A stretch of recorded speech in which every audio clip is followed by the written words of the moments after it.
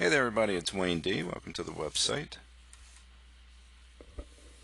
And we're looking at Babe Didrikson Zaharias. This is probably, as I've been researching her history, it's probably the best woman player of all time.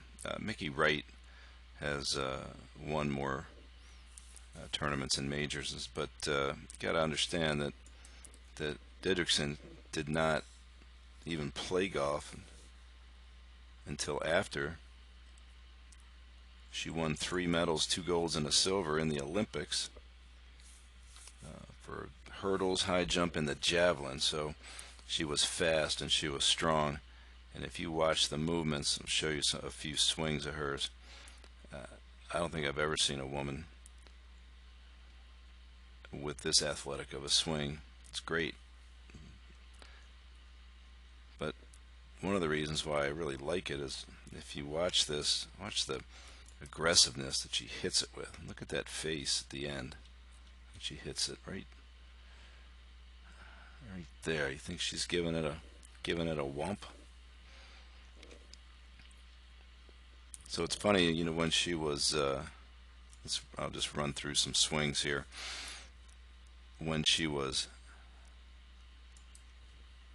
starting to play golf, the USGA denied her amateur status, so she said, all right, I'll just play in a pro tour event. So she played in the LA Open and missed the cut in 1938, and then they told her that if she didn't play any sports for 3 years that she could get her amateur status back. So that's what she did, and she got her amateur status back, and she proceeded to win 17 straight amateur tournaments and 3 straight Western Opens, which was the women's major.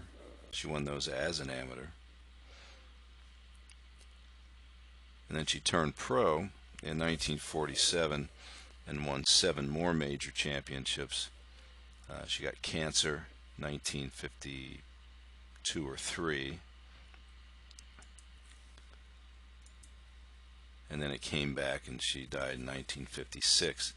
But the interesting thing is, which is pretty incredible, is that she won the US Open the last year that she played with a colostomy bag. So she was pretty much unbeatable as a player. So very interesting. One thing that I've always said about women's golf is that, you know, since the courses aren't as long, they don't really have to swing as hard, and they don't really, it's not necessary to hit the ball quite as far. But Didrikson, I mean, she really moves.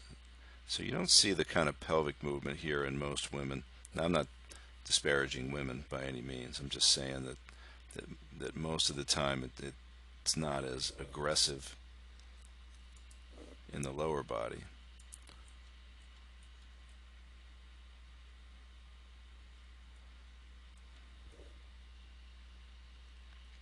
So I wanted to show you, I'm going to compare. So what great sequence. I mean, you got the left heel up, you know, hallmark of the old school. But watch the shaft, watch the club head. She just kicks that thing back.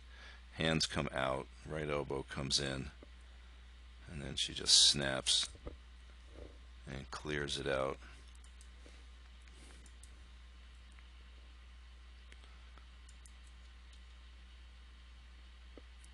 So you can, the separation of upper and lower is like puree. If you watch her lower body, watch that movement in her pelvis and her shoulders, they don't even move. She just stretches everything. So that reminded me of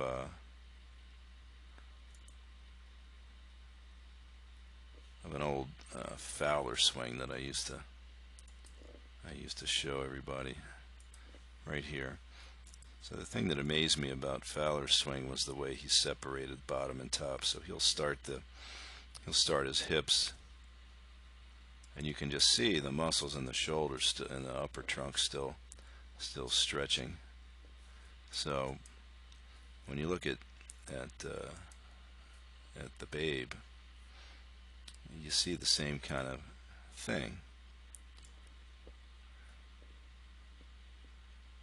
So she was 5'7", weighed 115 pounds.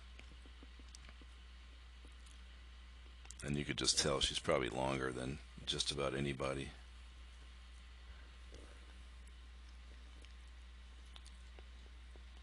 So Fowler, for a smaller guy, he creates a ton of speed. And he uses his body. You see McElroy is a little bigger than Fowler, do the same thing and hit it like 10 miles. So that great sequence. It's pretty cool. So let's look at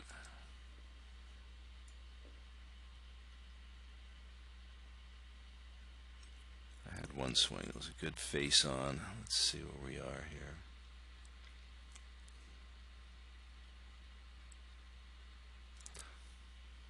I have a hard time getting right in front of these swings, but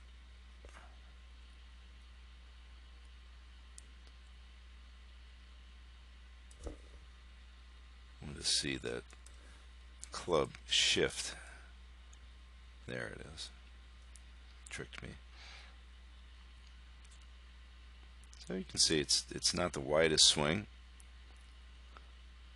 Pretty compact but stretched out. And there is definitely a little bit of right sway in that lower body. Left heel comes up a little bit, but one thing about the left heel, when it comes up, you'll see all the good players who lift it will have the foot angled, and they'll lift the heel with the foot raising inward onto the edge of the foot, not straight up on the toes like some people do. And then when it goes, this is common, when the heel goes back down, it will actually plant itself forward, because from the load into the pressure created under the right foot, when the right hip muscles change direction here, that twisting motion, that's re-rotating, so you're going clockwise in the backswing, and now we have to turn it around and go counterclockwise. So when she does that, she catches her backswing early, and against that brace, against that right leg, she will drive those hips. If you just look at where her pelvis is at the top of the swing, watch how much lateral movement that you see.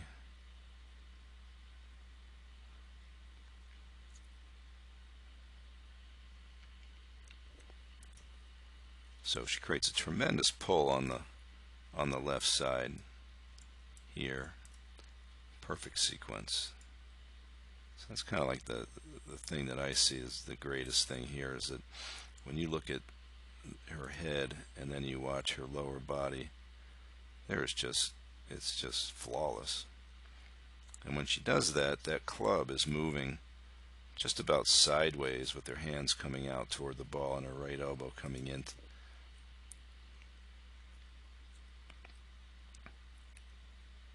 See a little bend in the left arm at impact, probably was standing a little closer to it, which forced her to just buckle up a little bit there, but just full extension. So when you look at that follow through,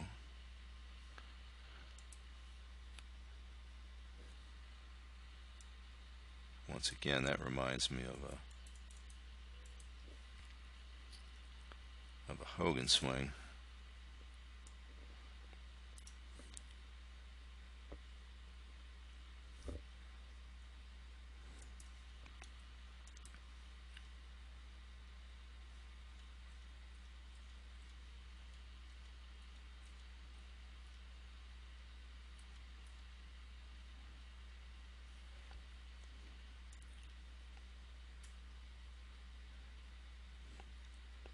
So it's funny, I've always, when I teach women of any age, young girls or college players or whatever, I'm always trying to get them to compress the ball and swing harder and just, you know, be more aggressive. See how far you can hit it. So I just love this movement here.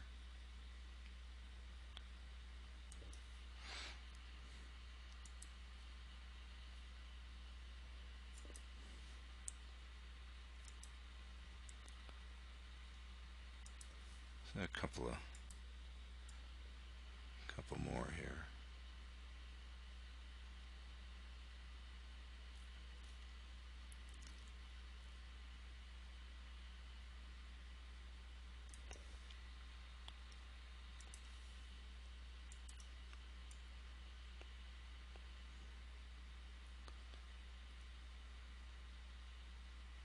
So there's a good example of the shaft. Look where that shaft's going. It's great.